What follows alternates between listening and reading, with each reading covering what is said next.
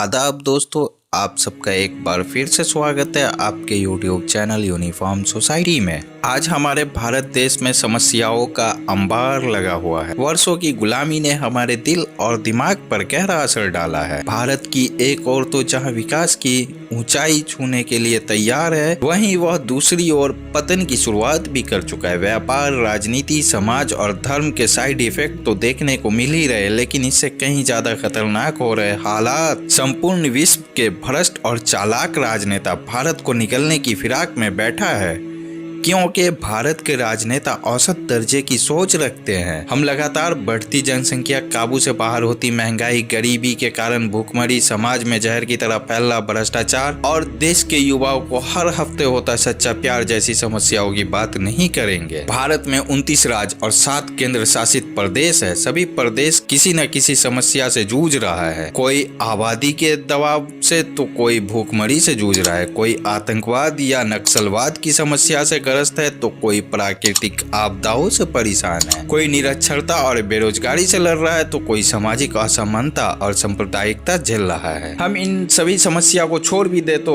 देह व्यापार भारत में एक ऐसी बुराई है जो भारत को धीरे धीरे निगल रही है। पूंजी के बाद स्त्री को समाज संचालित करने वाली एक वस्तु माना गया है। जिस समाज की जितनी ज्यादा महिलाएं वैश्यालय में होंगी, वह उतना कमजोर होता जाएगा। यही कारण था कि गुलामी व्यवस्था या कहे कि मुगल काल में वैश्यालय की संख्या बढ़ गई। हजारों के तादाद में महिलाओं को वैश्यालय के हवाले कर दिया जाता था। गुलाम व्यवस्था में अनेक मालिक वैश्याए पालते थे। अनेक गुलाम मालिकों ने वैश्यालय भी खोला। आर्या के हरम में सैकड़ों औरत रहती थी। आर्या के बाद जब अंग्रेज ने भारत पर अधिकार किया तो इस धंधे का स्वरूप बदलने लगा। भारत को पूरी तरह से खत्म करने के कई उपाय किए गए। भारत के कई गांव और समाज इस व्यापार में सैकड़ों साल से लगे हुए हैं। अब यह उनका पुश्तैनी धंधा बन गया है। आधुनिक युग में देह व्यापार का तरीका और भी बदल गया। पुराने वक्त के कोटे से निकलकर देह व्यापार का धंधा अब वेबसाइटों तक पहुंच गया। यहाँ कॉलेज छात्राएं मॉडल्स और टीवी व फिल्मी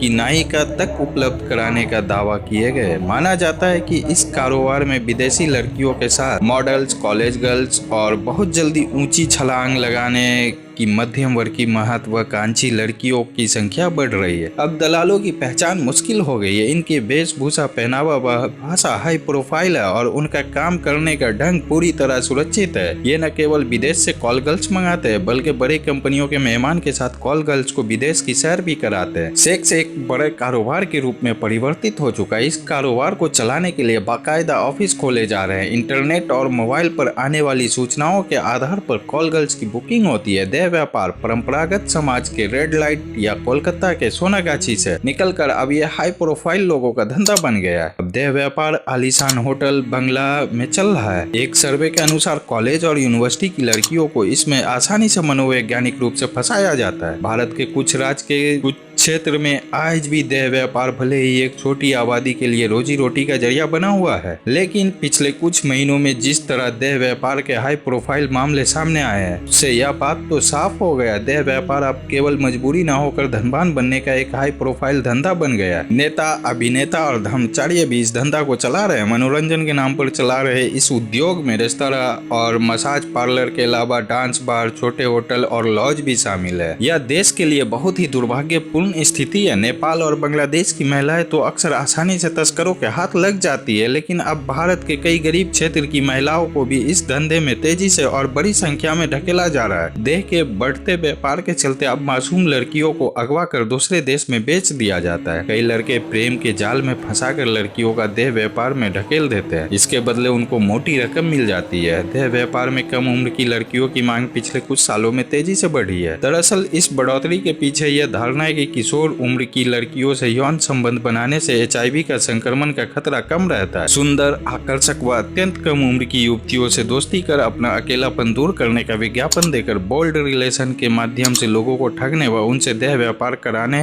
वाले कई गिरोह इस देश में सक्रिय है। सामाजिक संस्था दासरा की रिपोर्ट के मुताबिक भारत में 1,60,00,000 महिला देह व्यापार की शिकार है। भारत में महिलाओं की तस्करी तेजी से बढ़ी है, जिसमें 80% महिलाओं को देह व्यापार के लिए बेचा सोचा जाता है। नेशनल क्राइम ब्यूरो आंकड़ा के मुताबिक 2014 में मानव तस्करी के तमाम प्रावधान में मात्र 3030 केस दर्ज किए गए थे। 2016 में इस आंकड़े में मामूली सा फर्क आया, यह बढ़कर 3940 हो गया। भारत का दासरा ब्रिटेन हिमबर्ड ट्रस्ट और जापान का कॉमन हसी प्रोजेक्ट ने अपने अध्ययन में पाया कि भारत में ट्रैफिकिंग के जरिए देह व्यापार में उतारी गई 40% लड़कियां किशोर उम्र की है। 15% लड़कियां की उम्र 15 साल से भी कम है। ग्लोबल मार्च अगेंस्ट चाइल्ड लेबर की एक रिपोर्ट के मुताबिक देह व्यापार से मुक्त कराई गई 60% महिला ने बताया उन्हें नौकरी की तलाश में घर छोड़ा, लेकिन उन्हें वेश्यावृत्ति के दलदल में ढकेल दिया गया। 40% ने बताया उन्हें शादी, प्यार और बेहतर जिंदगी का वादा करके या अपहरण करके इस धंधे में उतारा गया। दोस्तों, यह मेरी जिम्मेदारी थी समाज की कुछ बुराइयों उजागर करने में, मैंने किया। अब आपकी जिम्मेदारी है इस वीडियो को दूसरे लोग तक पहुंचाएं और वीडियो को लाइक, शेयर, कमेंट करें, चैनल को सब्सक्राइब करें। धन्यवाद।